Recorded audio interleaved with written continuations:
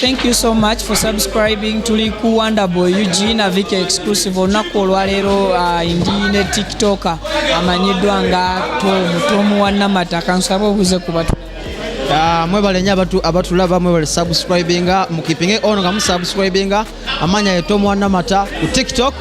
genkozesa okusinziira ekintu ekiriwo fenga ffe ba TikToker tubadde tulina eddembe wenyinza kiyita nti eddembe lyo tubadde tulina tulikozesezza si bulungi namwe mukiraba nti ebiseera ebisinga tubadde tumanyi we tulina koma ku bigambo bye twogera ku bandi be tulina oyogerako na ku bandi be tulina ovuma kubanga abantu abamu ebiseera ebimu balina content ekiyinza okugamba omuntu kyakozesa okubaawo ku TikTok kye tuyita content ffe nti abamu balina content wakuvuma nga muganda waffe oyo Dr. Cephco bamukutte era nga full figure mu kumukwata teyasinzidde ku nsonga emu ate n'abayimbi bangi oba ba victims bangi ne bavaayo bonna nga balumiriza Dr. Cephco. TikTok tugitwalire mu kifaananyi ekyo TikTok nti nga wenkunyonyodde eddembe ate ne TikTok yennyini erina ebintu ebyokukolerako bingi oba onfuna nti kati nganze nzanya busikiti bwange kolakola busikiti bwange bwakuzanyazanya Miki baani ba Ashakama ba Fibi oshegera nti erina ebintu bingi wabula kye tulina okukola nti twewale nnyo okwogera ku bantu naddala abantu omuntu abakusingako kati ng'omukyala full figure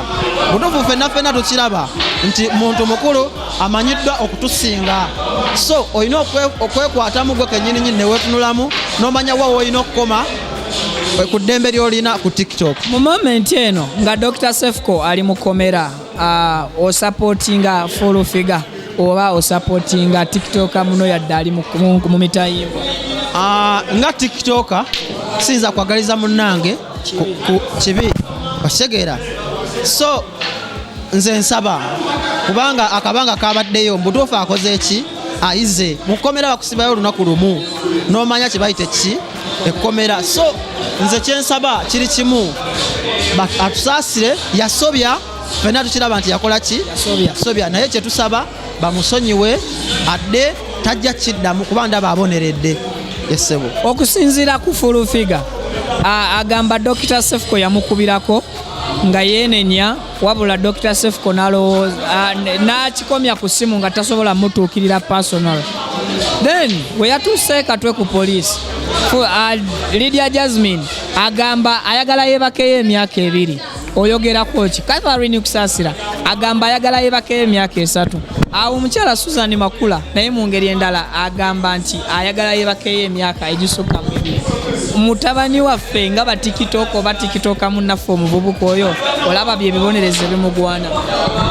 ekibonerezo kyo nga kyo omuntu n'okwagaliza n'okyogerako nti Tomu njagala Tomu oyo agende mu kkomera ekintu ekyo nakyo aba akubye ekisiraani ekyamaanyi so nze nsaba bazadde baffe ba Catherine bamaama ono mukyala wa Bujingo bonna be basobya twegattire wamu ne full figure kuba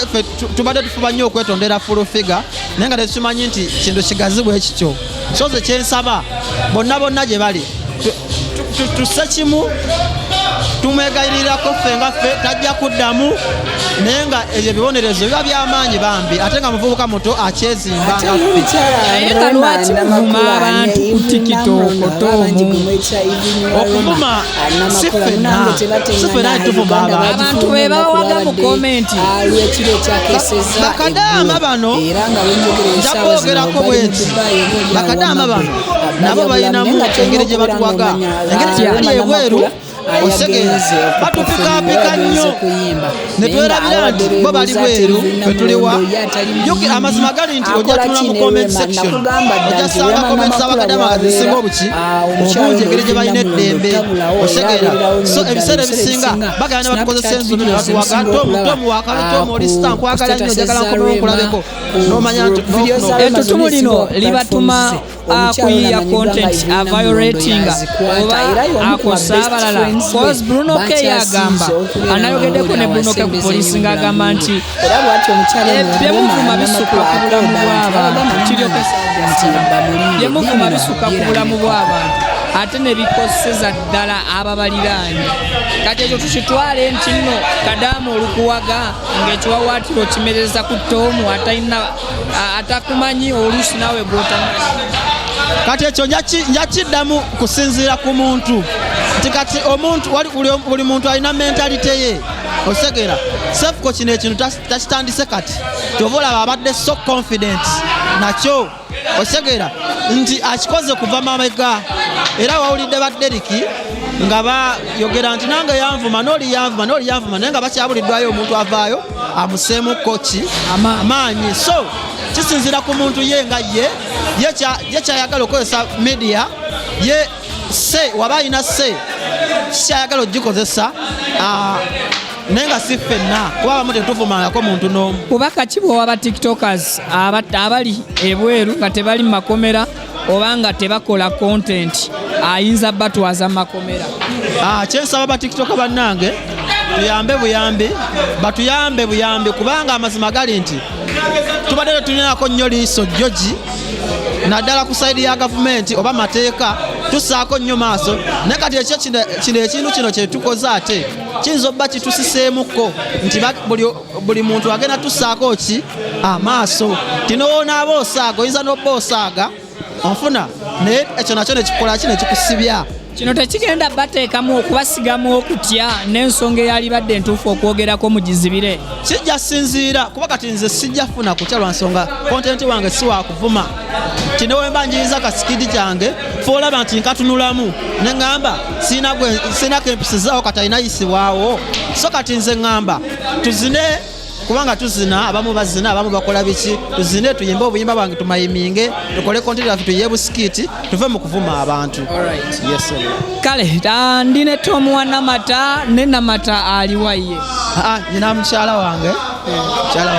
ali awo yazanyanga Namata si yazanyanga Namata ani azanyanga Namata ate era yenze nze akola eddoboozi ya Namata bokola eddoboozi ya Namata kola erya Tomu nenkola n'erya Namata kanzije katono